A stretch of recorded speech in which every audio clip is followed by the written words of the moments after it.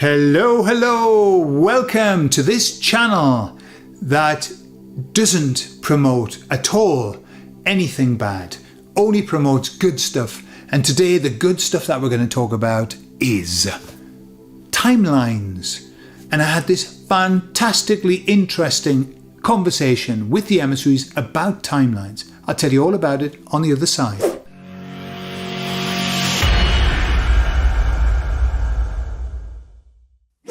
So as I was communing with the emissaries, I said to them, hello emissaries, how are you? Literally that. Hello, good morning emissaries, how are you? And they said, we are wonderful and very happy to be communicating with you in this moment. And I thought, ooh, I've never heard them say that before. I'm gonna ask them about this moment. So I thought, right, how can I put it? I want to find out about timelines. So I said, do you only communicate with me in this present moment? And they said, yes, we do. Only in this moment, because this is the moment of creation. And I said, so can you communicate with me in the past? Like in the past, could you, or in the future, can you go up and down the timeline communicating with me at different times? And they said, we could go to the future timelines and communicate with you. The past, they said, is fixed. And they said in the moment of the past being observed, or the present being observed, it becomes the past and it becomes fixed. And it reminded me of that experiment that they did with the ticker tape producing zeros and ones, you know, and the computer would just put out a random list of zeros and ones, always going to be 50-50, and people would focus on it and wish for more ones, and more ones would come out of the computer. And they could even do it retrospectively, so they would run an hour's worth of ticker tape, and then later the next day people would meditate and say ones, thinking that the machine was doing it now, we want ones, and sure enough, when they opened it up, there were more ones, even though it was done before the meditation, showing that things can be manipulated from the future in the present moment. It's not that we can manipulate the past. That's what I believe. It's that we in the future can manipulate this present moment. But then they discovered, how do I know about we can't change the past? If they opened it directly after it had run, counted them, closed it up, and then asked the people the next day to do the meditation, they couldn't change it. In the moment of observation, it was fixed in time. So that's what the emissaries were saying. In the moment of our observation of the present moment, it gets fixed in time. But the future, they said, yes, we could talk to you in the future, but there would be no point. And I said, why would there be no point? They said, because the future has so many possible variations that the Gordon that we'd be talking to in the future has no bearing on you. It could be one of, I said, well, let's get to the question. I said, how many variations are there? And they said infinite future options. And they said, so we will be talking to one option within an infinite future. So it wouldn't make any sense. We wouldn't get any, it wouldn't be of any value. So I said to them, crafty. So I said, so I could have a good future. I could have like the best future, best option future. They said, yes, you have. And I said, I could have the worst option future. Yes, you have. It's all open.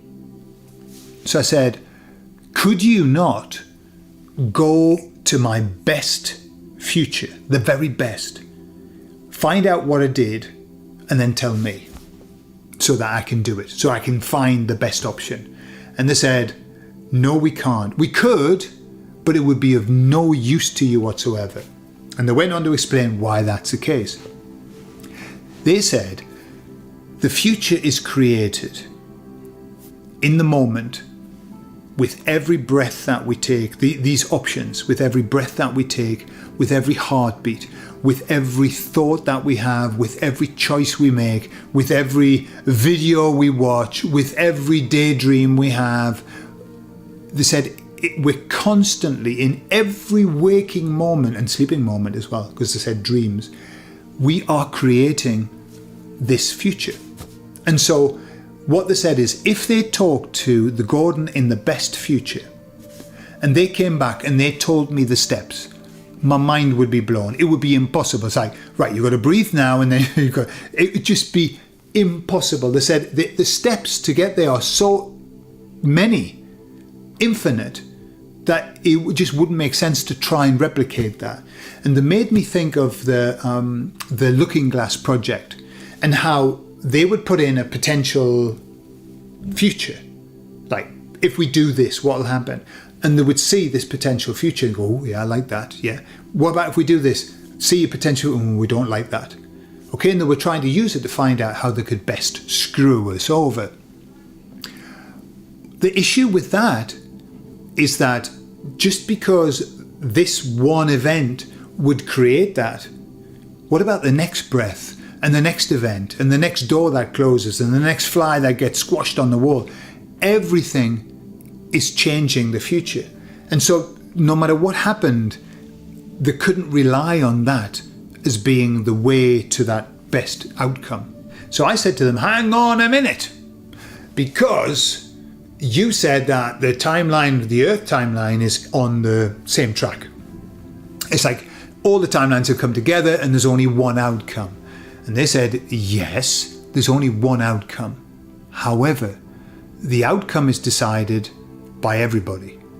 The outcome isn't fixed. They said, what's happened? They said, we know that looking at the Earth and the way that it's progressing, it's inevitable that the good future comes. They said, in fact, it's past inevitable. It's the plan. It's the way that it has to go, because that's part of this cycle that we're in. We're always going to go from this point over to this beautiful future, this golden age, let's call it that.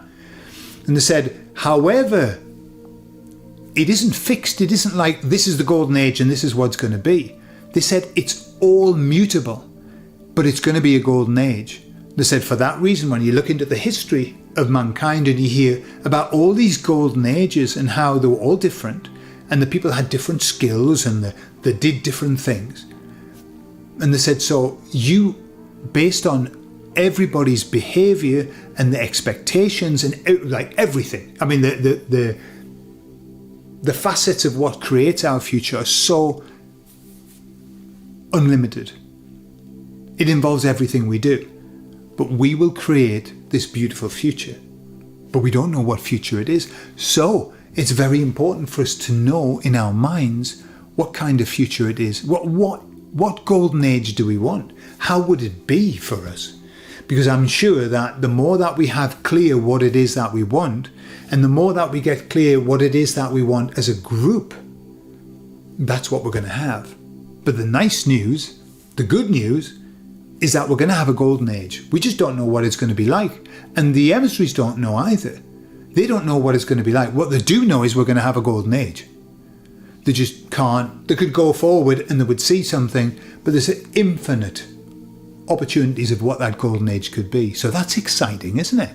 That we get to choose even if we don't know that we're choosing. Just as we got to choose this life and we got to choose where we are right now, even if we don't realize that we were choosing in every moment, every breath, every heartbeat, and every thought.